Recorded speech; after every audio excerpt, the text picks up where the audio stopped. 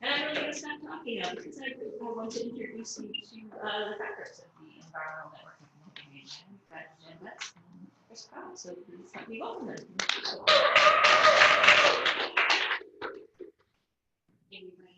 I may speak a little bit into the microphone just to make sure you can hear me. Oh, that's a good idea. I don't really know how to work it. Okay. Actually, I wanted to begin our talk about the environmental network of Indiana. Chris and I thought a lot about how on earth did we get here tonight.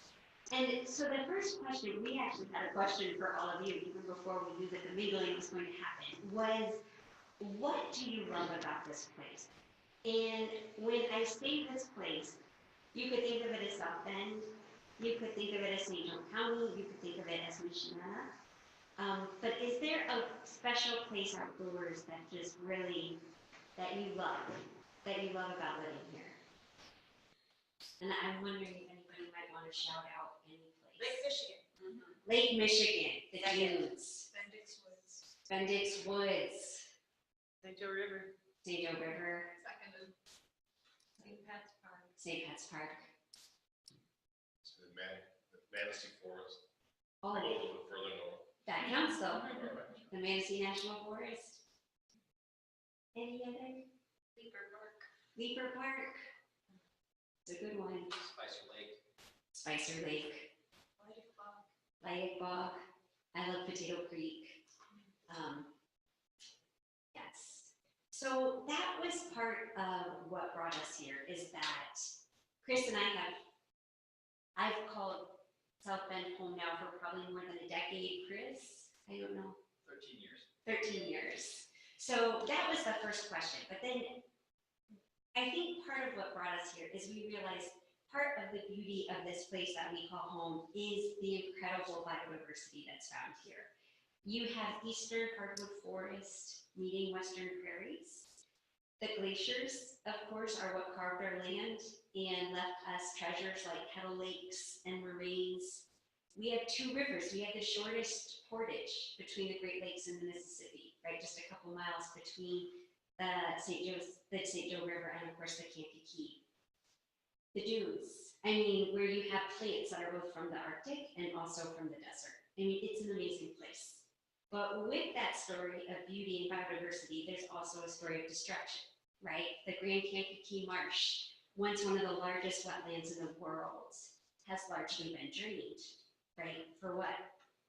Quote unquote progress. So we have a very complicated environmental history here, which we're still living. Yeah. So, once we are part of this place and we grow to love it, other questions then arise when we see what's happening to the place. How do decisions get made about what happens here to the land, to the water, to the air? And who makes those decisions? And so, that's another question. We can shout things out. How do those decisions get made? Who makes them? And Deb and Dan, you're ringers, so you're not allowed to jump in on this one. Rich people. Economic commissions. Economic commissions. You're ahead of where we were when we got started. Members of the community. That's the hope. That's the hope. So when we first started, we became aware. How many years ago now? Three years ago now. That there was a threat to one of the places that's become one of the places that we love, that didn't get mentioned out front, which is Elbell Park and Mud Lake at Elbell Park, and the amazing wetlands and the mature hardwood forest that's there, and the sandhill cranes that nest there, and that what was going to be sold. Well, wait a minute, how is this happening? Who makes these decisions? Why would they be making a decision like this? We didn't know the answers to any of those questions. And what being awakened to that situation and confronting a decision-making process that we didn't understand led us into grassroots organizing around this issue to find answers to these questions and to get to an answer where the community, the people who love this place, and not an economic development commission or a subset of rich people behind the scenes, were making these decisions. That these would be decisions made in public, by the public, about what they care about. And so our story tonight is really how did that, how do we get towards that point in our first round? Where are we at now with making sure that those are the answers to these questions? And what goes into the work of community organizing around environmental and public health concerns. So with that. So we chose 3 metaphors for our talk, and thanks for thinking they were catchy, Kathy. Roots, webs, and nest. And of course we chose ones based from nature, but we also chose ones that we really think help us illustrate our talk. So I thought I would begin with our roots, our beginnings. And we've already told you a little bit about that. The Environmental Network of Northern Indiana grew out of the movement Elbow for Everyone, which some of you here were involved with.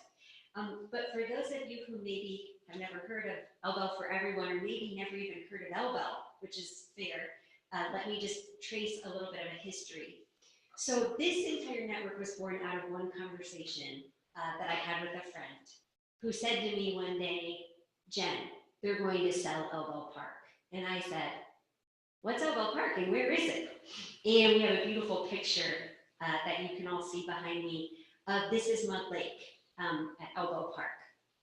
And I went there because I thought, how is there a park in our city that I've never even heard of? And I went there and it's beautiful. It's 313 acres.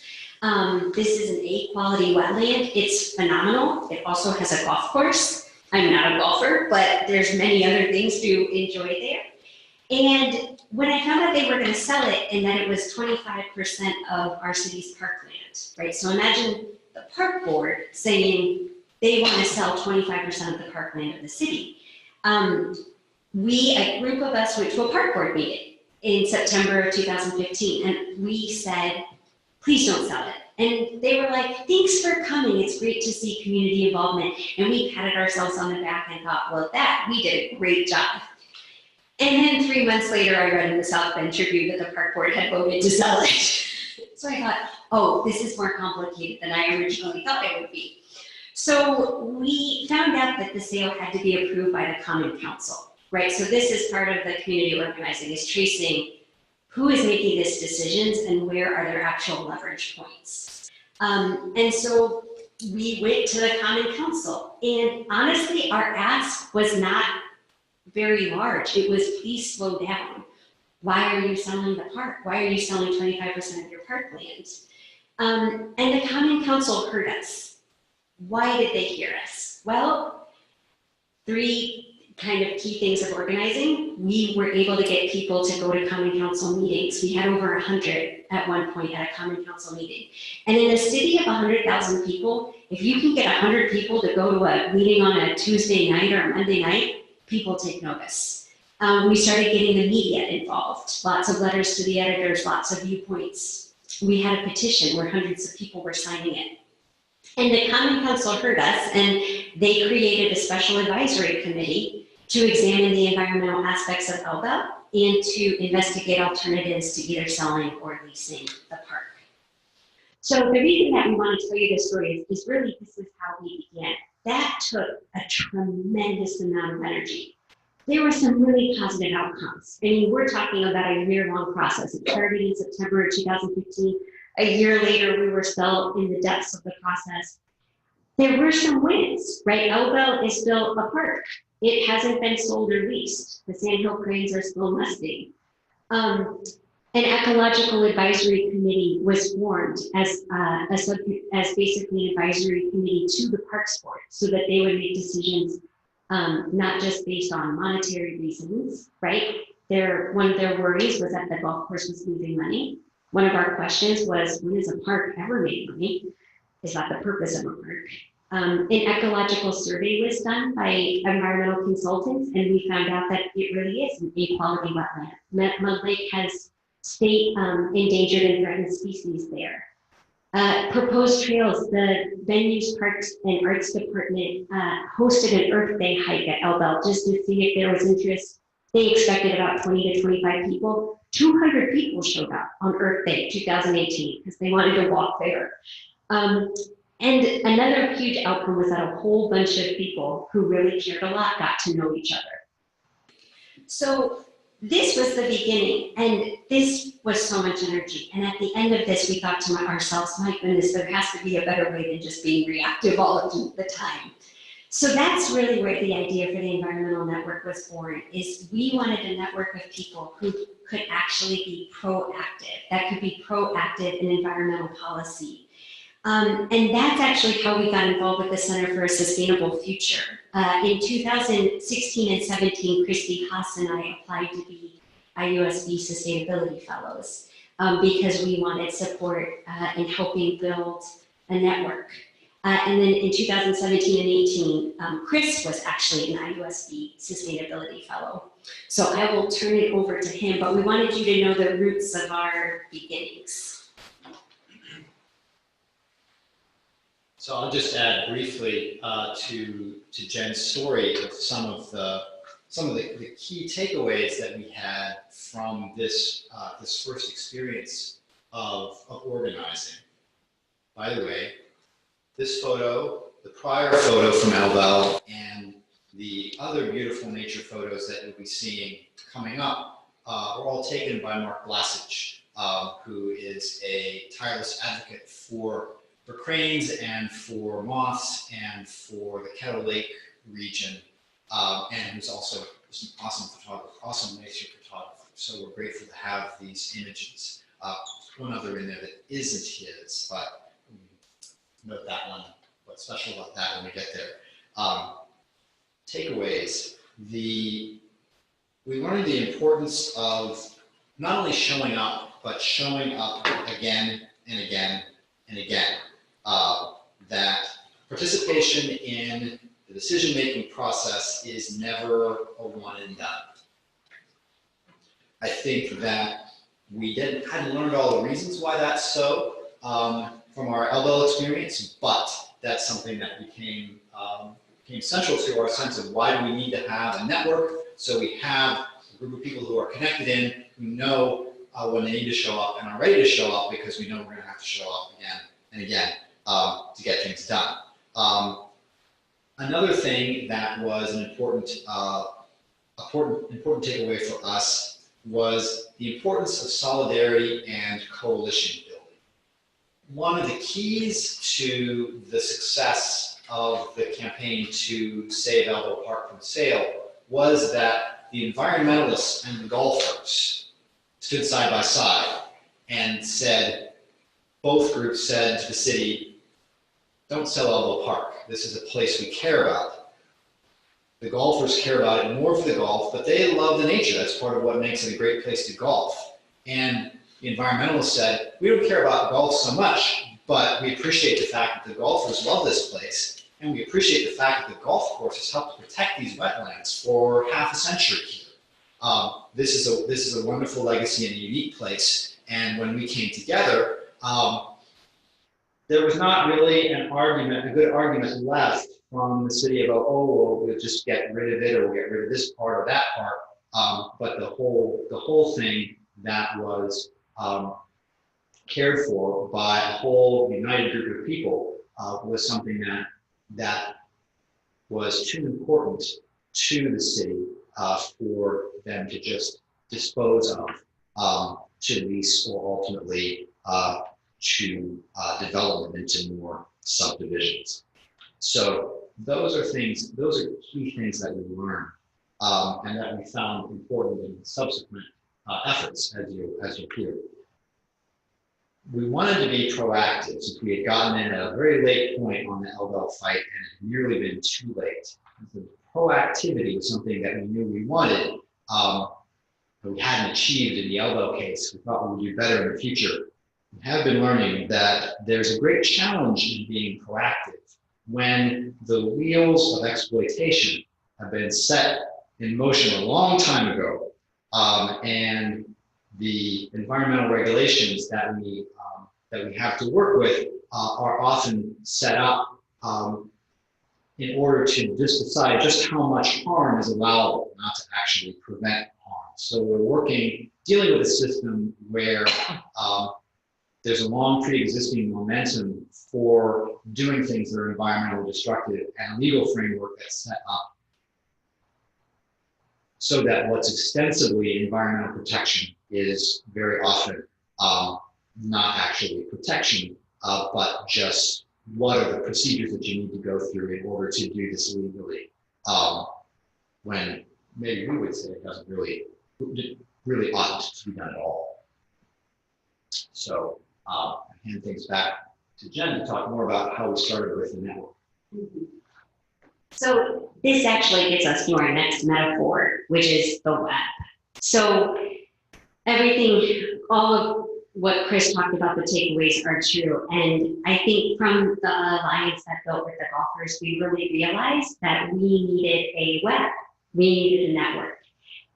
One of the things that has come is in our area, in South Bend, in St. Joseph County, in Michigan, there are so many great local environmental organizations.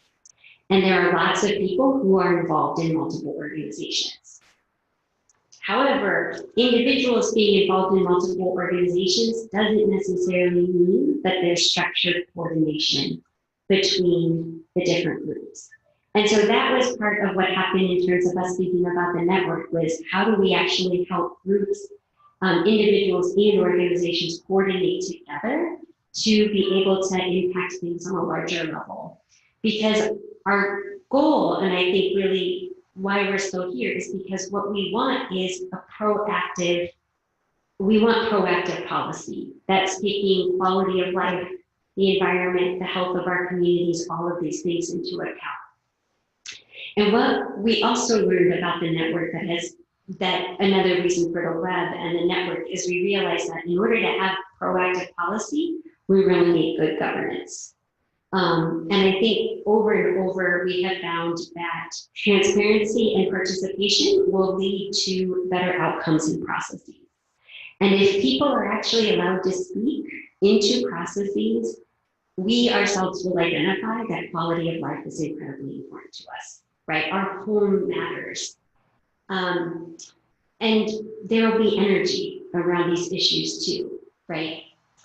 And I think the other thing that has been part of the how and why of the network is we've tried really hard to be nonpartisan, which is difficult in this incredibly polarized climate that we're in. And again, this is the idea, though I think it's possible. I think over and over we've learned that the national conversation is not the conversation that has to or needs to happen on the local level. And I think this is the idea of the nest, right? Like where we live matters. And maybe it's hard to talk about overarching climate policy, but people are worried that their water is clean. They're worried that their air is clean. They're worried that there's land where they can take their kids to play. Whatever happens locally impacts us directly. And I think this is actually why we also call the lecture place-based community activism. I want to read you a quote, and it's a little bit long, so I apologize. But Grace Lee Boggs, a bit of a US revolutionary, said this. She said, place consciousness encourages us to come together around common local experiences and organize around our hopes for the future of our communities and cities. While global capitalism doesn't give a damn about the people or the natural environment of any particular place, because it can always move on to other people in other places. Place-based civic activism is concerned about the health and safety of people and places. I just think that's a great quote, because I think it illustrates exactly, I think that is exactly where we're being led, is people do care about the earth because it affects our health, it affects our quality of life, it also affects other species' health and quality of life. So that's something that we've constantly paid attention to, is people, if you're talking about the place you live, it doesn't matter what your political stripe is, people can come together around those issues. So the other thing, of course, is just maybe a little bit one-on-one community organizing. How did we build the network? How are we building the network? It is humbly slow. One of the quotes that we started with is, and I don't know who originally said this, but you always overestimate what you can do in 1 year, and you underestimate what you can do in 10. So that's really a guiding principle. We've tried mapping different organizations. We've definitely worked on facilitating communication between various organizations. We've convened gatherings, both standalone events and events that are tied to other things. But honestly, the work of community organizing is the hard work of just one-on-ones. It's sitting down and having coffee with people and finding out what they care about and sharing with them what you care about. That can be really hard when people are dealing with full-time jobs and families and many, many other civic responsibilities. But I think that's what it just comes down to, is one-on-one helping people, building that web, right? Strengthening the web. The web is always in place, but how do we help strengthen those ties between people? So with that, we're going to go into where we are now, and have we really been able to be proactive? I think the answer you will soon find out from Chris.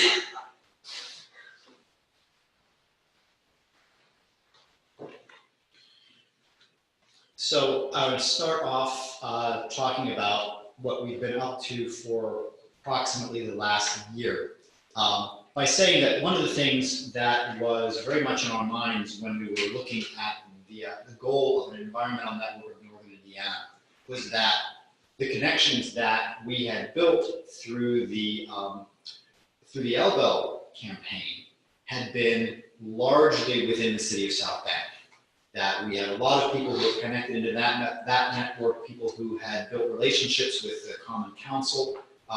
That was going well.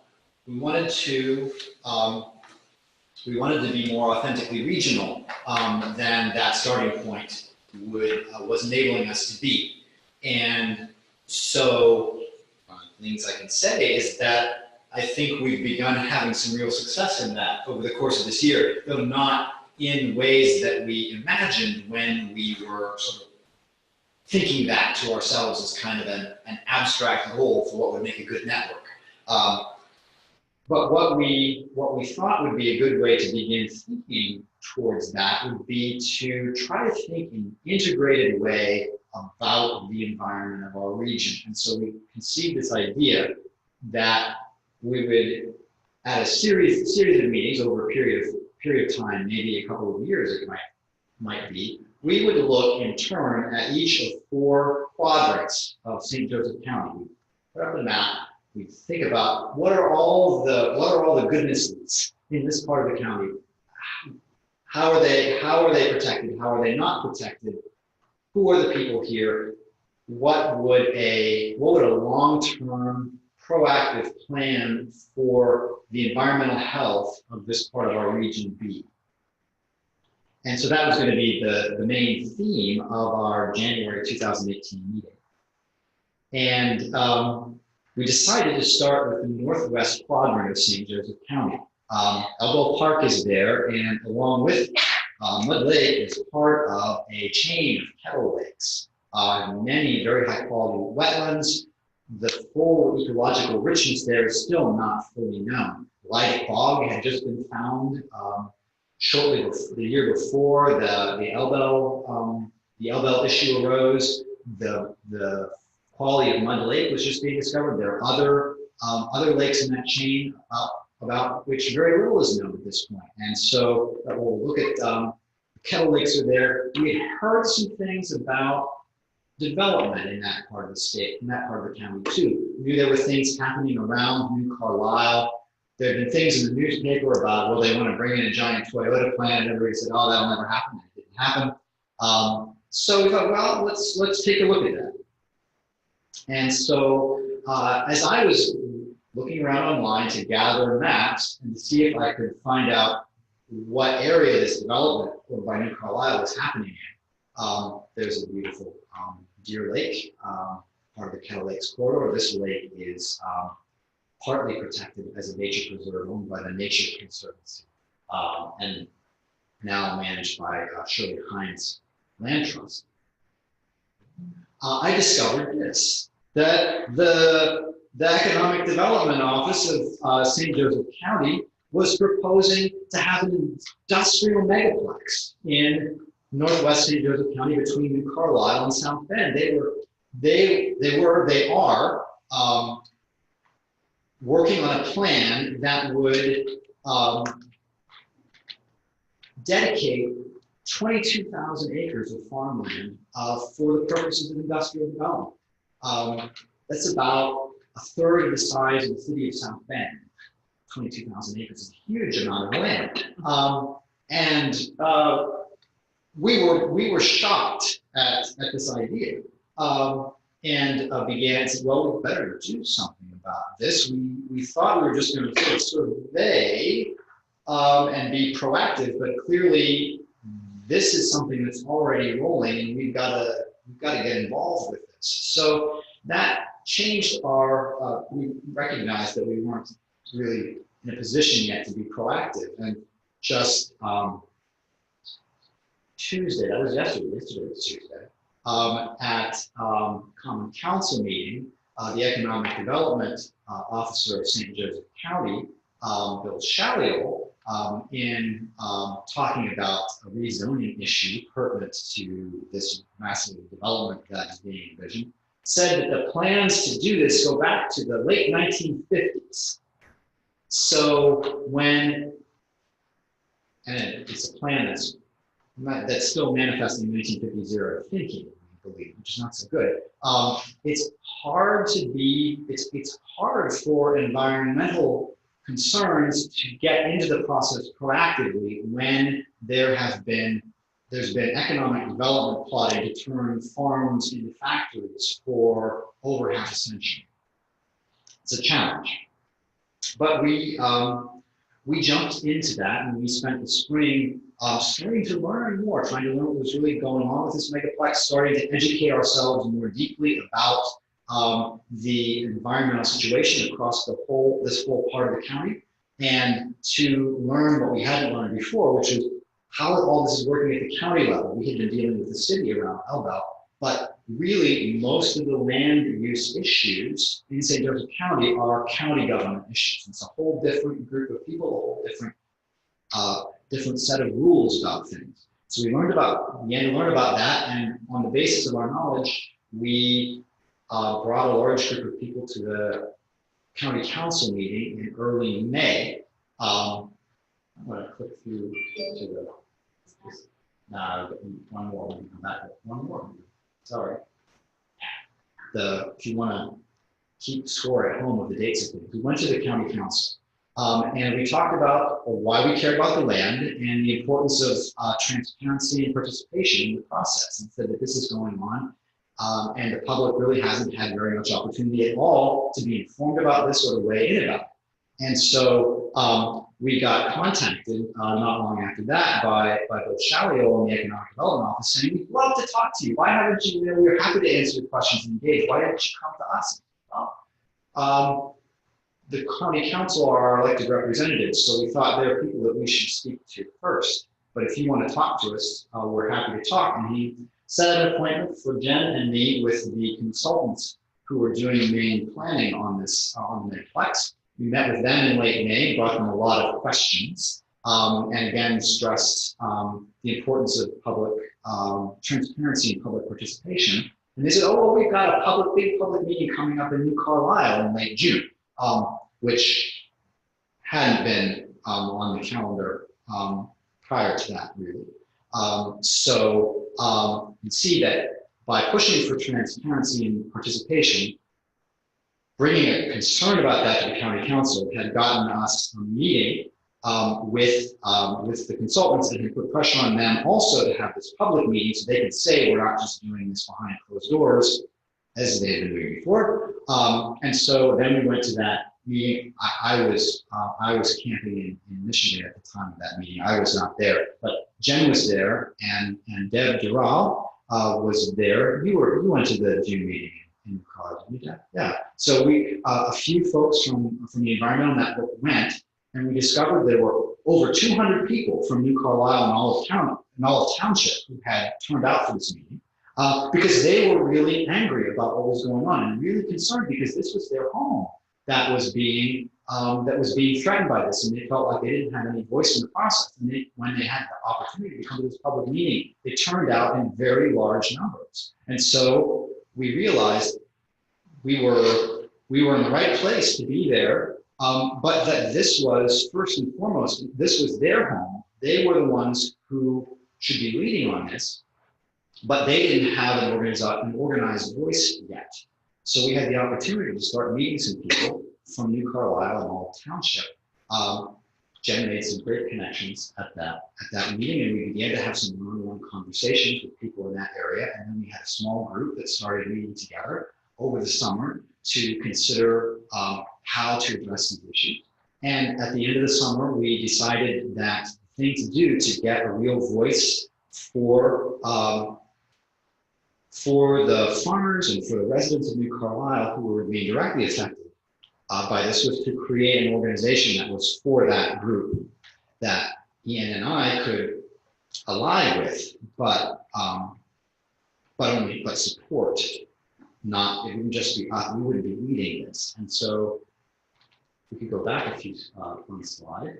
We created the Open Space and Agricultural Alliance to protect farmland and open space and a healthy environment in Northwest St. Joseph County. And so our experience with the golfers from our time at Elbow helped us to see that what was really needed here was an alliance across what many would view as a rigid boundary. We wanted people who cared about the environment and farmers, especially, to recognize their common interests and common work together. And so, well, you know, that's not something that's happening. That's not something that's happening a lot. But we had been at the meetings. We knew that we all had the same feelings for this place. It was all our homes. We cared about what would happen. And even if it wasn't our houses, our land directly, specifically ours, that was being threatened by being taken on eminent domain or being made uninhabitable because a factory was being built next to it, that we didn't want our neighbors in that part of the county to be under those kinds of threats. That's not the way in which a community thrives, by destroying the social and environmental community that's there. And this is what they were fixing to do. So we set up a Facebook group. We started an online petition, which now has over 1,000 signatures on it. We then, as the OSAA, set up our own public meeting in New Carlisle so that people could come together and talk about what we wanted to do. We delved deeper into building our knowledge of what was going on. We learned that a lot of this had complex financial aspects and was getting tied in to the county's planning for how they're going to deal with the fiscal cliff and all that, and tax increment financing districts, and the way in which tax abatements were being used to grease the skids to bring in factories on the promise of jobs that they weren't following through on. So we began to make contact with the Lead Affinity Group, whose work we had known about, but had thought, well, they're sort of on a parallel track to us, but we're over here and they're over there, when in fact, it was all about how is the county dealing with its money, such that there's $1 million to pay to consultants to make this plan, another $1 million to move to move a drainage ditch so you can bring in a big factory, but there's no money to deal with lead. There's no money to deal with lead. Why is that? Why is that? Why is this new energy center that's out there gotten tax breaks that are worth probably tens of millions of dollars over a 15-year period to create 12 permanent jobs, something along these lines? Why is that? Asking these questions. And how much water are they pumping out of the aquifer? And what are the implications for environmental and public health of that? Are they paying for that water? Are they responsible for making sure that they don't pollute the aquifer? Well, not really very much. Things go wrong in a period of time, they might have to pay a fine of up to $200,000. Remediation of an aquifer that's been polluted would take millions, tens of millions of dollars, something that was more along the lines of what they've been given in tax breaks. So we worked through these financial issues. We also then began to get connected to the Community Forum for Economic Justice, which had been concerned about the way in which TIFs and tax abatements were being used. So our coalition was building, and it was growing well beyond the bounds of what would narrowly be considered an environmental coalition. That we had people who were, we brought in first, we had connected with farmers, then we had connected with public health activists, then we had connected with social justice and good governance activists. And this group all together was becoming a coalition that was starting to be informed enough and strong enough to get ourselves heard at the county level and to raise serious questions about this process, even though it had been planned for years. Got to keep planned for years, and that it was being represented as the economic future of the county depending on it, which is a pretty questionable assumption at this point. So, yeah. Sure. So that takes us up to, well, it doesn't quite take us up to modern day, but what I'm going to talk about will get us there. So again, Chris is kind of giving you the history of our next campaign, which he pointed out as the environmental network, we realized we couldn't lead because we weren't the ones that were most directly impacted, but we could certainly support, which is why we're supportive of the Open Space and Agricultural Alliance. But we've learned a lot of other place-based community organizing lessons. And Chris highlighted them, but I'll drop them out quickly so he just, so that they're noted. One is that we ended up finding it a lot easier to ally ourselves with, we assumed it would be other environmental organizations, but then we actually found out it was other organizations ready for political action. Because if an organization doesn't have that in their mission, it's quite difficult to kind of push them into new territory. Where if there's a group that already is apt for political action, then it's an easier alliance. And Chris also put it out what I always like to term, it's not my term, but the strange bedfellows alliances, right? Sometimes you start out and you don't realize, right, with the lead affinity group, you know, we thought that they were working on issues of lead in South Bend, which they're doing. And they thought we were working on issues of protecting land in New Carlisle, which we're doing. But it turns out it all has to do with where the money is and how the money's flowing. And so the more you can trace these things, the more you can find people to ally yourselves with, because it turns out that we actually have a lot in common, and it all has to do with good governance. And again, that goes with C-Fetch to the Community Forum for Economic Justice, this issue of, well, who really gets tax abatements and how many jobs is it really creating, and what kind of jobs are those?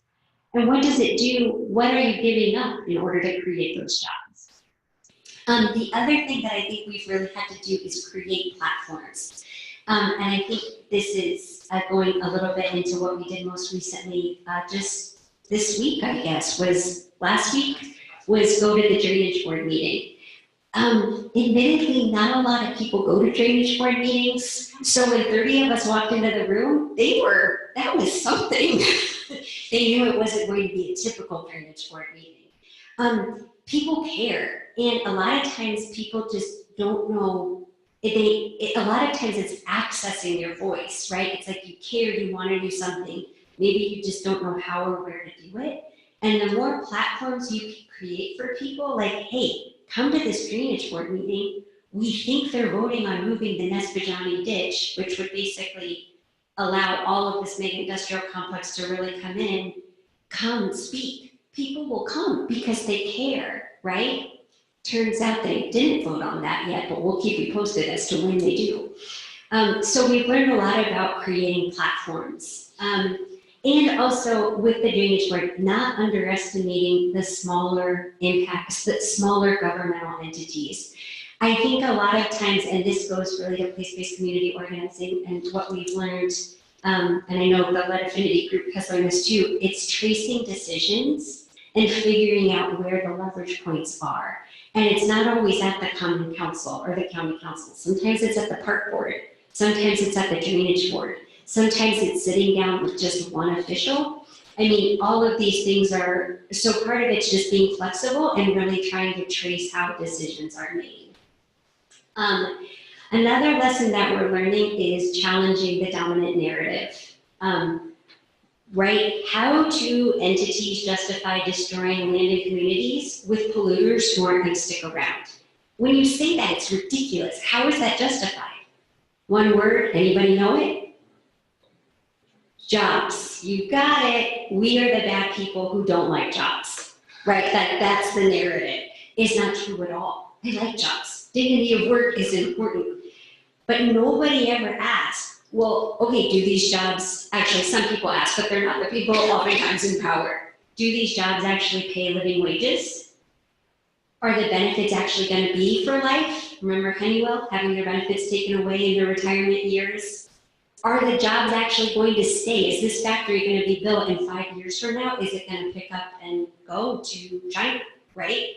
What are the consequences of creating those jobs? Right? Actually, there's a lot of people employed in farming in our county. Well, what happens to that when we sell off all of our farmland? Right? What happens with that in an era of climate change when we're actually going to be one of the regions in the country that can still grow great food because we have great soil, right? And if we're giving all of that away. So asking those questions, if we have millions of dollars to give away in tax abatements, why aren't we spending that to create other kind of jobs that don't destroy communities and quality of life in the environment? So part of this that we've learned is just actually having to speak, this is going to sound a little cliche, but truth to power, right? And that can be hard. But local media is willing, local media needs a good story, right? So they're willing to listen if you can approach them. They want these stories. And I think, again, like the question that we have, and it's maybe just why we're learning, but it's the questions always to throw open to the government. Why the secrecy? Why the rush? Right? If these plans have been around, how come there hasn't been public participation for years? Why are millions of dollars being approved in a redevelopment commission meeting when nobody's even approved the movement of the ditch? Right? So it's like these decisions aren't even following in what you would expect to be a logical path. So part of it is just constantly bringing these questions to light, which is just, again, always pushing towards transparency, participation, deliberation. So that we're almost done. Chris is going to wrap it up for us, and then Crystal will join us in conversation.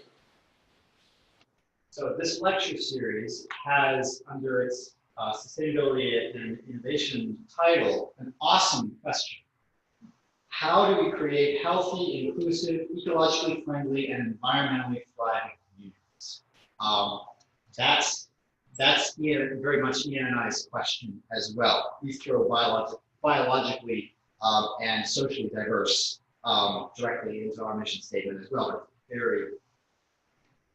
But a lot of overlap there. So I thought we would try to wrap this up by just highlighting a few of the things that our experience suggests are part of the answer to this question.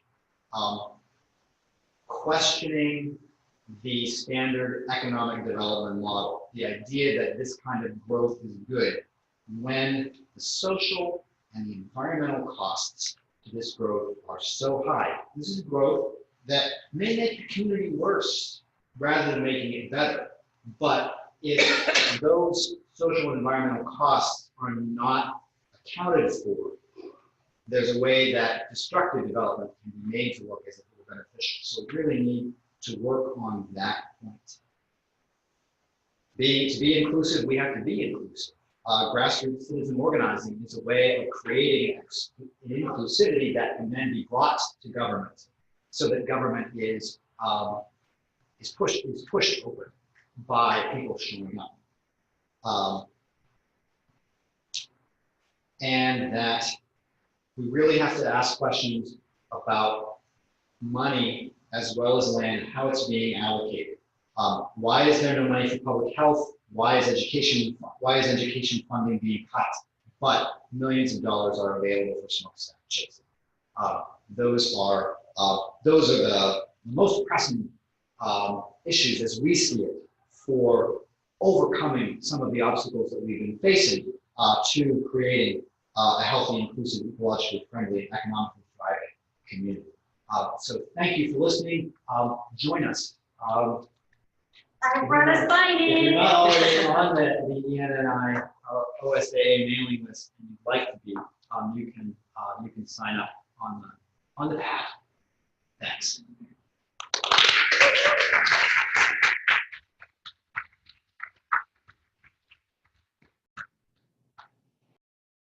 Thank you both. Having sort of been part of this on the edges, it's really fascinating to hear the whole history again.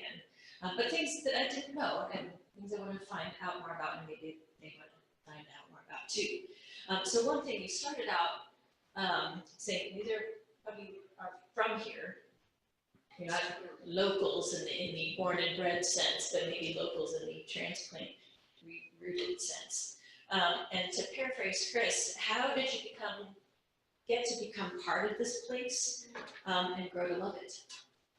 Because some people will say that is very hard to do here, but I would argue it's very easy to do here. But I'm curious, how did you become part of this place and grow to love it? That's actually a great question. I had to think about it. You know, I grew up in the Maumee River watershed, which flows into Lake Erie. So I am a Great Lakes girl. Through and through. But honestly, what helped me love this place was the St. Joe River. The path is phenomenal, the walking path. And I also love riding my bike. I am not as dedicated a bike rider as Chris, who is only a bike rider. But I love to ride my bike. And I think just going on country roads and getting lost a little bit really allowed me to see the beauty of this place. Well, I moved around a lot in the period between getting my PhD and settling at an institution of higher learning that wanted to keep me around. And so I was in a lot of different places. I was in Maine, I was in Tennessee, I was in North Carolina, and I found that being rooted in a place was just something that I wanted. It was very important to me, and so wherever I was, I made an effort to learn as much as I could about the place in the time that I had. And being a non-driver, I am walking or on my bike, and so I'm always close to the landscape in that sense, in a way that you're not necessarily when you're in a car. And so, my family explored. We walk along the river. Mendix Woods is really important to us. Sugar Camp Days. My son's been going there every year since he was 4, and it's just a huge event. We're going out for tapping day on Saturday. So we just, wanted to learn the place, and as soon as you want to learn the place, you find that there are lots of wonderful things about it. So that's just what I set out to do when I came, and it didn't take long to feel really settled and deeply committed to Northern Indiana, Southern Michigan, if we use that word. So thank you both. Another question I have actually probably for everybody in this room, and most people that I tend to meet that I'm like, wow, they're doing something. What made you think you could actually do something by really just asking questions? That sounds like why is this happening? Who's doing that? What's going on? What made you think that you had that power? Because a lot of people don't think they have that power. So maybe people here are curious. What made you think that you could just go out and ask questions? That's a hard question. I was a member of a union. And so that was where I learned about organizing, and that was where I learned about how people can come together to redress imbalances of power within the system through collective action. And yeah, that was really an essential part of my development as a socially engaged person. And I think though I had been raised in a way to say, if you see a problem, do something about it. But the tool of collective action as a way of doing something about it was something that I learned from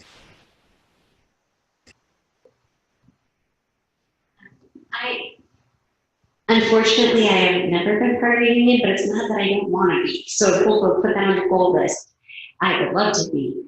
But my mom and dad were both public school teachers. And so they were very union active.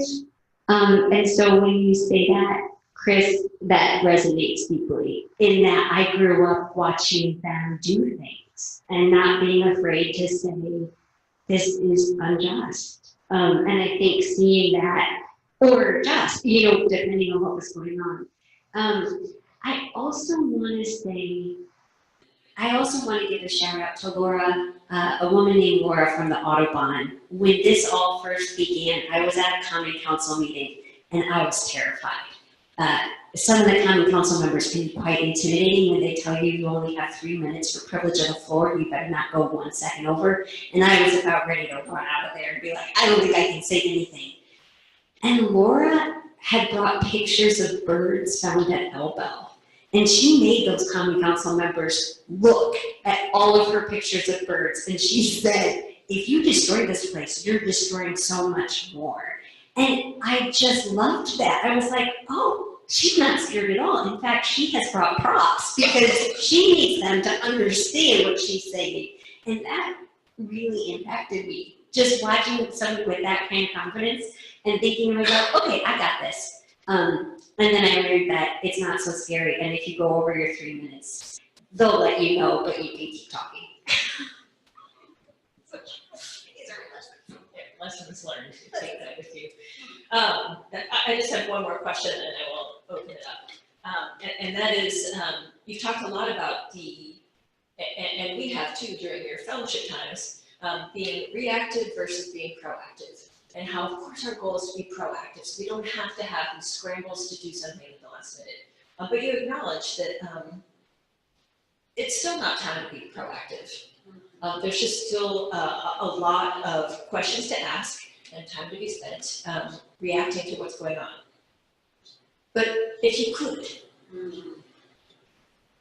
be proactive, what would kind of your ideal piece of proactive environmental legislation, law, issue would you like to see in place for our city, for our county? Yeah, go. We have the same. Well, a comprehensive land use ordinance, which would be different from a comprehensive land use plan, which is something that the county does have, in that it would actually include protective rules that the county would have to abide by. So that it wouldn't just be say, well, protecting farmland is part of the plan, but on an individual basis, when all these projects come forward that are about paving over farmland, we'll approve them all. That's not a very effective plan if it's not followed through on an individual decision basis. So the land use ordinance is something that is in fact an ENNI goal, but the county council is not right now at a place where that can be introduced. We have some other business to take care of in the county first. The other thing, I think the climate change ordinance that's being worked on in South Bend, I think that should be a countywide. It's great if it's approved in the city, that will be an awesome step, but it needs to be a countywide plan. I think the only thing maybe that I would add, but I don't actually know what would the exact policy be, but learning about what is actually in tax abatements, I have been horrified. They are giving away our commons. What Chris said is right. We've read through tax abatements that have happened in our county in the last couple of years, and one of them literally gives permission to, basically, if it says, it's clear, if the factory pollutes the aquifer, in the first 3 years, they have to pay a piddly little amount that will do nothing for remediation. And then in the tax abatement, it actually says, if it happens 3 years after the factory has been there, they don't have to pay anything. And I'm like, how is the county giving away our aquifer? How is the county economic development office giving away our aquifer? Like, that should be held in the public good. And I would really like to see a robust protection of the commons. And not just in our county. I mean, this aquifer goes into other counties. It goes into Michigan. I mean, these boundaries are false. So that's something that I'm hoping that we can change the conversation on too. Thank you. I could talk questions all night, but I know you guys have some ideas and questions and things that were sparked for you that you'd like to ask. So I will let one or both of you call on people and take the mic. You want to shout it out or? No, you guys use the mic. You can pick. Oh, Kathy. Well, question for both of you and probably for all of us, is especially as you've been looking at the new Carlisle piece, it's come clear to me that like we, as a county, as a city, and a county, I feel like need to change our collective imagination about how we define ourselves and what our places can be. And it's like in essence, you know, like if we're still telling a 1950s industrial story, we're telling the wrong story. I think about this place, and that became clear when I was standing next to you, Jen, and I'm now forgetting her name, but the woman who's now sitting on City Council in New Carlisle. Oh, Marcy. Marcy, and she said, I always thought that we were going towards like a Berrien County type, you know, like definition of what we want to be agritourism, a beautiful place where we're protecting our outdoor spaces, and that we have charming, you know, urban areas that sit within that. And I thought, oh my gosh, I've never once thought of St. Joe County in that light, and why not? And it makes me realize that like we have kind of a shared cultural and kind of self-definition that we could change. And so I'm curious if you've ever thought about that, or like what ENNI's role may or may not be in kind of changing a collective imagination.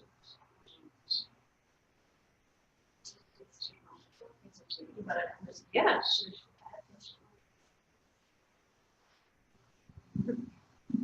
I think that's great.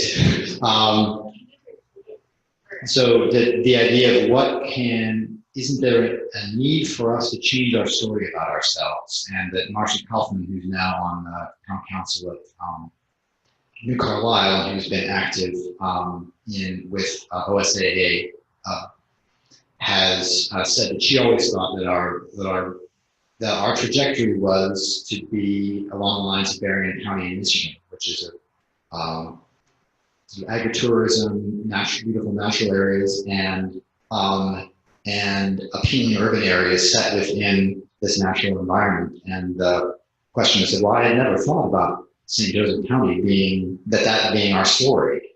And is there anything? What can we do to change our story? Would ENNI have a role in it? I think the answer to that I think yes, we should change our story. Yes, ENNI could play a role in that. It would involve, I think, a kind of public activism that's different from what has happened so far. But I don't think it could be done. Kathy, I love that. I love the idea of imagination, so thank you. Yes, I think for me, I go back to that quote, we overestimate what we can do in 1 year and we underestimate what we can do in 10. I want to see an entirely different public conversation in the next 5 years.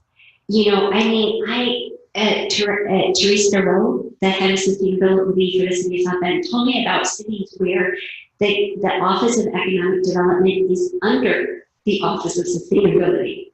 And I'm like, why aren't we doing that? The county doesn't even have a sustainability office, right? So, I mean, yes, am I wrong? Sorry.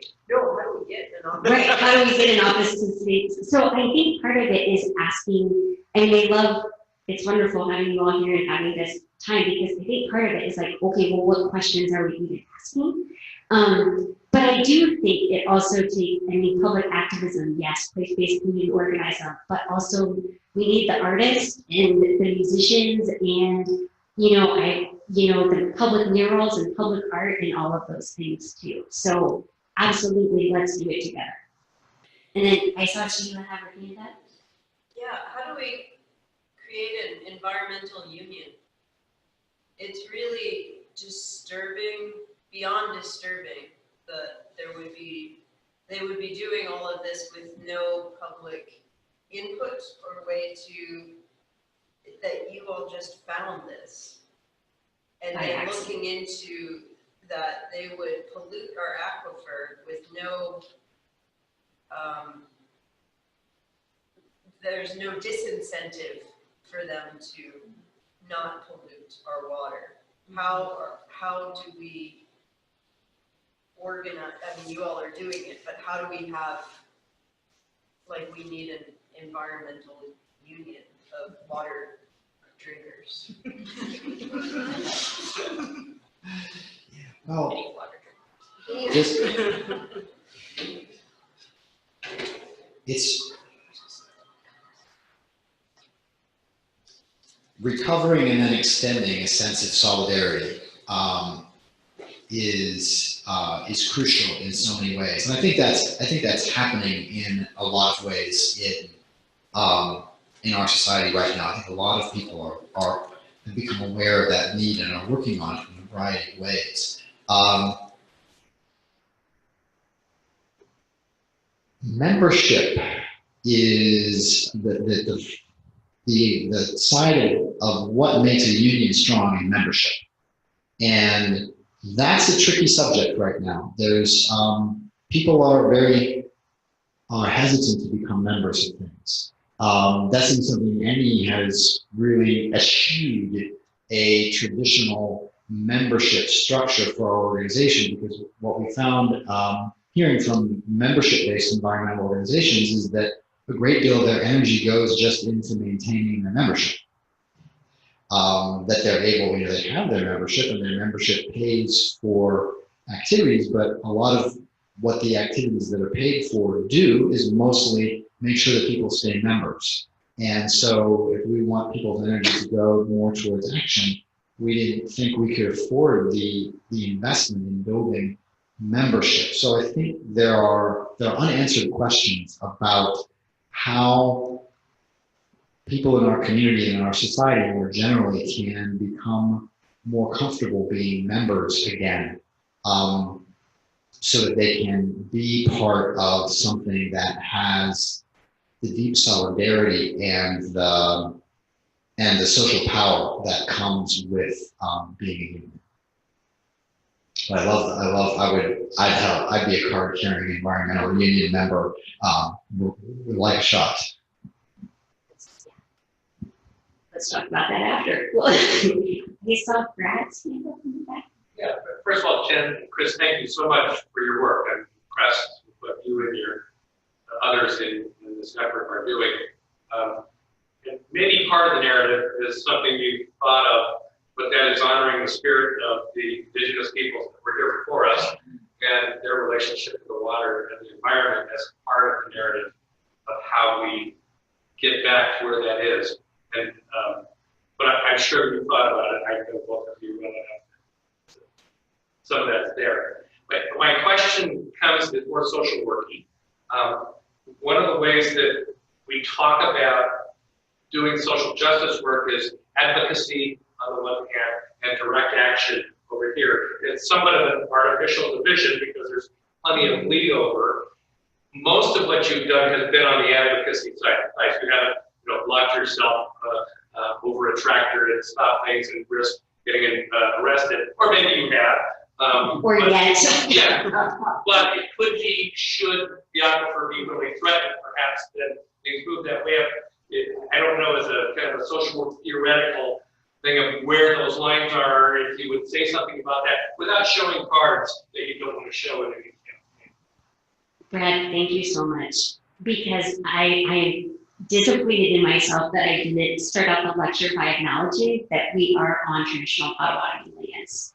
And I think it's such a great question. So I feel like there's multiple questions, but yes, to acknowledge that, and I think we have so much to learn from our Indigenous brothers and sisters that's there. And part of that answer, I think, about what we have to learn, actually, I think, goes into the next part of your question, which is the idea of ritual. And I mean, I think in addition to public action, and I think maybe this is part of public action, what I have noticed, and I have increasingly found a desire for within myself, is public lamentation. What do we do with the fact that this tax abatement exists? And like essentially the permission to destroy our aquifer has been given. And like, how are we publicly outraged? And what happens when it's too late for the direct action because it's there?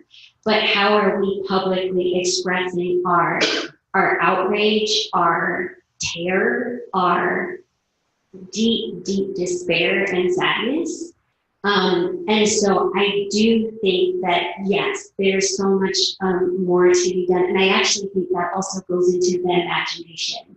Because I think part of getting to the imagined future is also needing to lament what we have done and, what we have caused, everything from the genocide of the traditional peoples of this land into where we are now, where we're destroying everything we actually need to have life. So that maybe, I don't know if that totally fits to your. The beginning of a conversation. But it's a really important conversation. But I think public action is never off the table. Just say that. Yeah. Briefly add that I thank you for bringing up Indigenous people, our Indigenous neighbors, in this matter, because I think other things that we have to learn from their example have to do with connection to place and solidarity, which go so deeply there. And I'll add one other thing that occurs to me that is educative in that context is that, and I'm remembering now when I don't remember his title, but he's the caretaker within the Pokagon community for their cultural traditions. Was on the series maybe last year.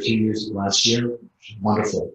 That their perception, they are a community that is recovering in a process of long-term recovery from very deep trauma.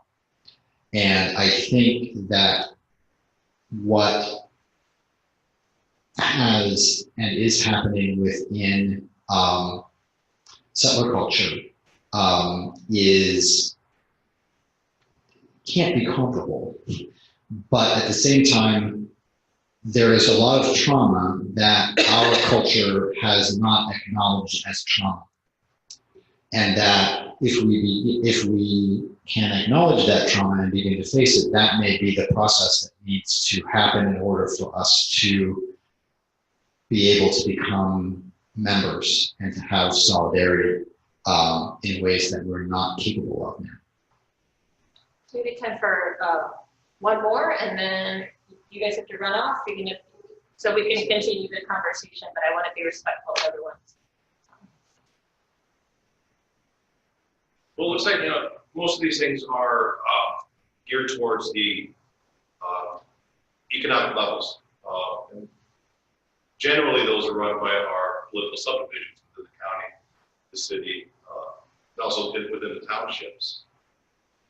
But I don't see at least the environmentalist mindset fully entrenched within the political subdivisions. What are some measures that are, kind of being advanced that are looking at, because this is a long-term problem, we need a long-term solution, that it can't be just from social unions or, community organizations, but it actually has to be entrenched within our political subdivision in order to have effective change.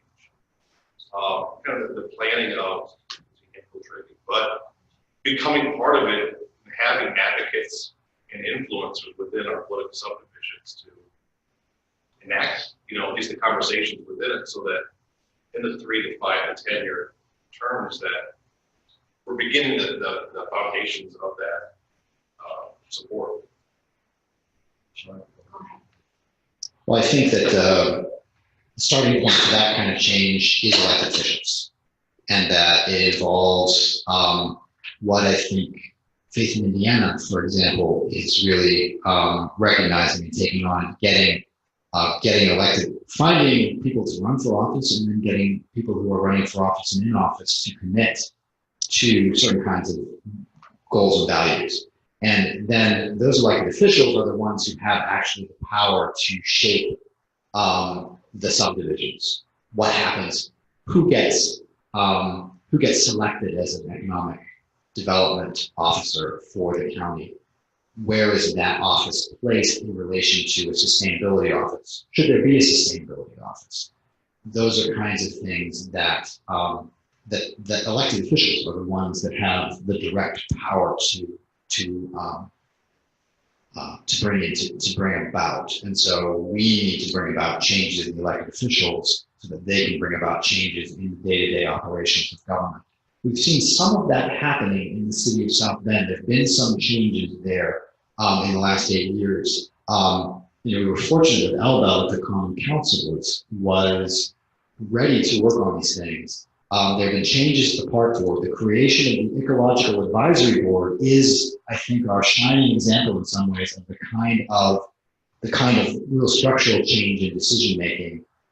Who's making the decisions and how they happen that you're pointing us toward. But I think there are about probably 50 or 60 similar changes that need to happen in other places throughout government. I guess, yes, thank you for adding that. I would also say part of the work is building the bench. And because what you said is true, this is decades, right? And so I think part of it too is recognizing, is encouraging people to run for office. And in addition to creating the structural changes like Chris said, and this is a really small example, but when they had the debates for the county commissioner, Tim Swager and Andy Castelmi, it was showing up and making sure that we were writing questions on little index cards that were then read as part of the debate, right? So, I mean, that's a super, super small thing, but just, even little nudges like that, like force them to answer questions publicly about the environment and have meetings with them. But ultimately, I think it is about getting people elected to office, that the environment isn't just an add-on, but they see it as home, and they recognize that it is intricately, and we can't separate ourselves from where we live. Yeah. For now, that's officially from the state, but they're not running off, so if you still have questions, they're very pleasant to talk to one-on-one, as well as with a group. And as I mentioned at the beginning, this happens every Wednesday night from now until April 3rd. Next week, very different change of pace, but also very compelling and interesting. So I encourage you to come if you are able. We have a regionally, nationally recognized professional in a very important field when we're talking about watersheds. It's someone who works for Concrete, and he's an expert in permeable and pavers and pavement. So how can we're going to keep paving things apparently, so can we make it so that it's good for our watershed and least harmful? And it's fascinating. He's a very entertaining speaker, and he knows all about permeable pavement and how important that is. And he's really a sought speaker in the field. So if you are interested in learning what can be done and how can we advocate for smarter construction in the built environment, please come check him out. Thank you all for coming. Have a great day.